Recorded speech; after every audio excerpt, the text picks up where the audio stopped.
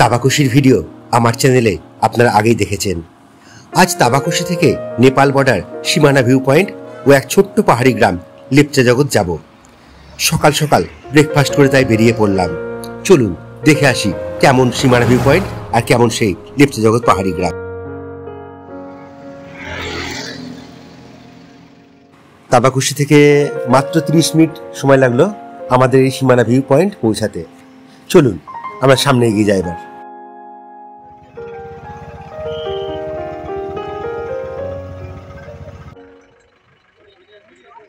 পশুপতি বাজার থেকে 6 কিলোমিটার, মিরিক থেকে 20 কিলোমিটার আর দার্জিলিং থেকে 24 কিলোমিটার দূরে অবস্থিত এই ভিউ পয়েন্ট, যা নেপাল ও ভারত সীমান্তে অবস্থিত। এখানে সবাই বেশিরভাগই নেপালি। আর এই দেখুন, এখানে বেশ কিছু ছোট ছোট মার্কেট রয়েছে যেখানে শীতের পোশাক বিক্রি হয়। দাম কেমন তা আমার জানা নেই। আর আপনারা নিশ্চয়ই জানবেন যে এই মার্কেট সূর্যাস্তের সাথে সাথেই বন্ধ হয়ে যায় আর দোকানদাররা সব গুটিয়ে তাদের পাহাড়ি গ্রামে ফিরে যায়। এখানে ম্যাগি, ওয়াই চাউমিন সবই পাবেন। যে কোনো পাহাড়ি জায়গায় দাম একটু কিন্তু বেশি হয় খাবারে, তবুও খুব যে বেশি তা কিন্তু না।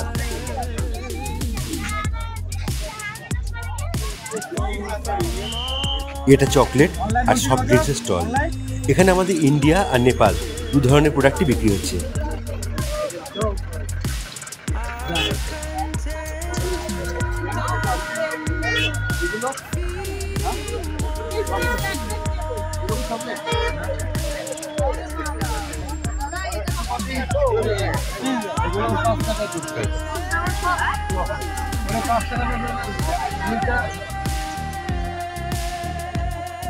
জিনিসপত্র খুব কস্টলি এখানে।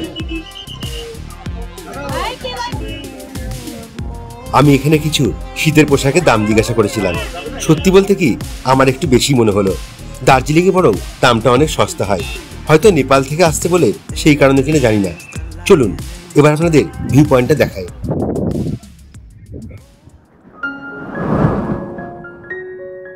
পাহাড়ের চূড়ায় দাঁড়িয়ে মনে হয় এই ছোট্ট পৃথিবীর কোলাহল থেকে কিছু সময়ের জন্য হলেও মুক্তি পেয়েছি। যেখানে শহরের কোলাহল শেষ, সেখান থেকেই পাহাড়ের নিরাপত্তা গল্পের শুরু। আজ কুয়াশা ভরা মেঘলা দিন। আকাশ পরিষ্কার থাকলে এখান থেকে কাঞ্চনজঙ্ঘার অপূর্ব রূপ দেখা যায়। আর সামনে দেখতে পাওয়া যায় মানেভঞ্জন ও সান্দাকফু। তবে এখানে আসার বেস্ট সময় অক্টোবর থেকে মার্চ। আপনি লেপচা জগৎ বা মিরিকে নাইট স্টে করে এই জায়গায় ঘুরে নিতে পারেন। ভালো লাগবে, কথা দিলাম।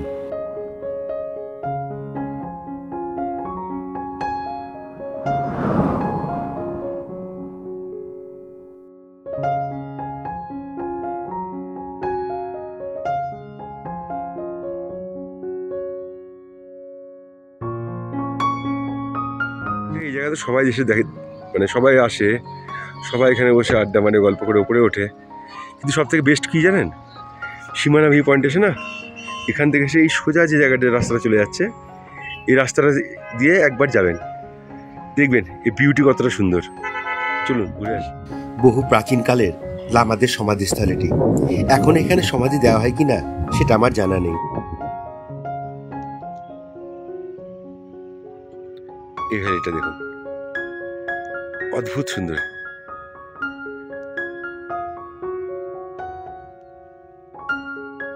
পাহাড়ের এত উচ্চতায় কোনো সমতল উপত্যকা পেলে সেখানে হেঁটে বেড়াতে বেশ ভালোই লাগে। আর চারিদিকে পরিবেশ যখন হয় এত সুন্দর।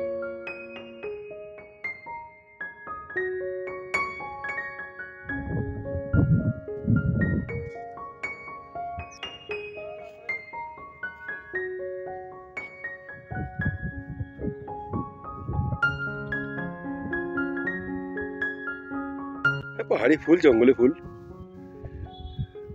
বন্ধ আছে কোনো?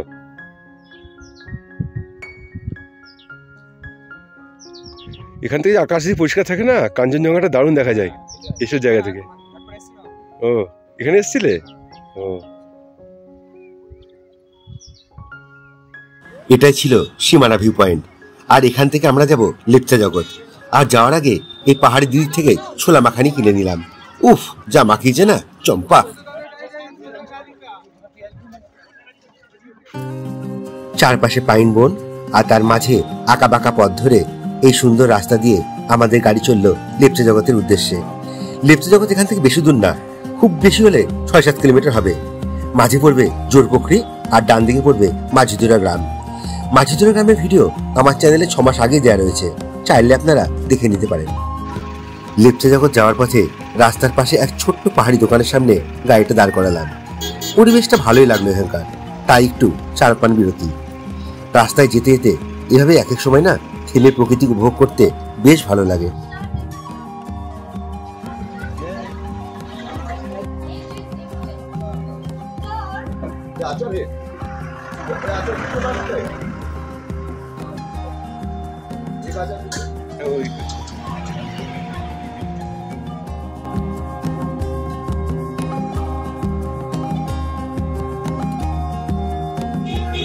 লেপচা জগৎ, যেটা আমার মনের মতো জায়গা, একবার নিজের সেই পরিচিত নিজের জায়গায়। সঙ্গে একটা কোল্ড ড্রিঙ্কস। Thank you.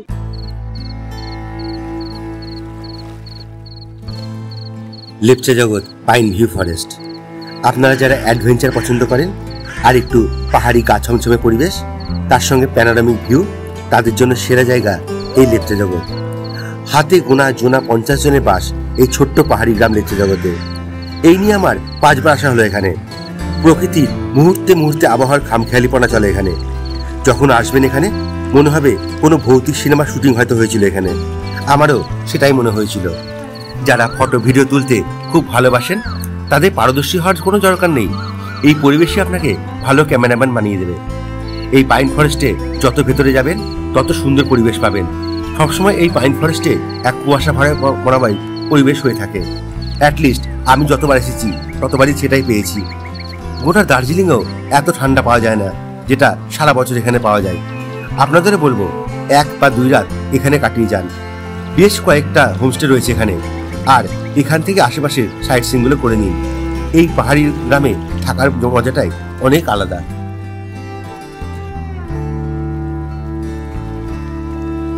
যেহেতু সারা বছরই এই জায়গা একটু স্যাঁতসেঁতে, তাই এই গাছগুলিতে এরকম মস দেখতে পাবেন।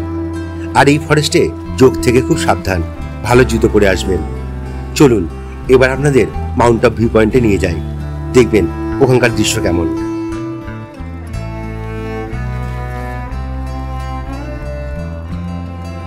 পায়ে হেঁটে উঠলাম মাউন্ট অফ ভিউ পয়েন্টে। এই জায়গাটি আমার সবচেয়ে প্রিয় জায়গা। আগে যতবার এসেছি ততবার এই জায়গায় বসে ঘন্টার পর ঘন্টা কাটিয়েছি। আজ আকাশ পরিষ্কার নেই, নইলে এখান থেকে দার্জিলিং বিজনবাড়ি খুব সুন্দর দেখা যায়, আর দেখা যায় কাঞ্চনজঙ্ঘাকে।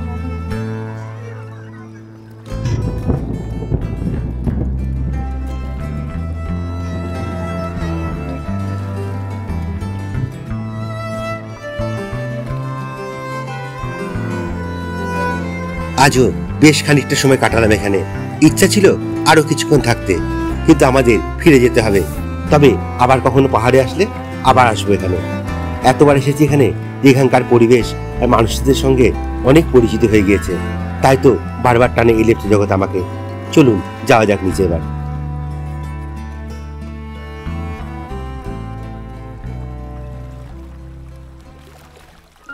যতবার লেপচা জগৎ আসি আমি এই হোমস্টেতেই উঠি। 1000 টাকা থাকা খাওয়া per day per head. Kanchankanya homestay, নাম ফোন নাম্বার দেওয়া থাকলো।